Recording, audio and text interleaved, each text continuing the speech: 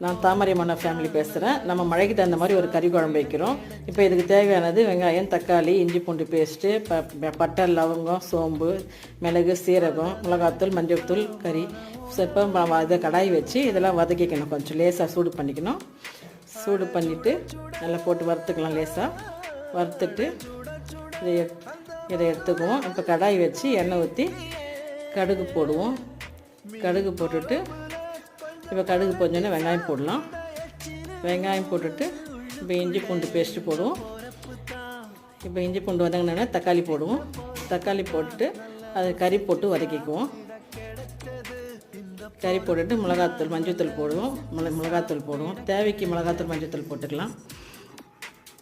இதை வந்துட்டு நல்லா நம்ம வதக்கி வச்சதை அரைச்சிட்டு இதில் போட்டுட்டு நல்லா கொதிக்க விட்டோம்னா நல்லா ஒரு கமகமாக நீட்டு ஒரு சிக்கன் குழம்பு கிரேவி ரெடி ஆகிடும்.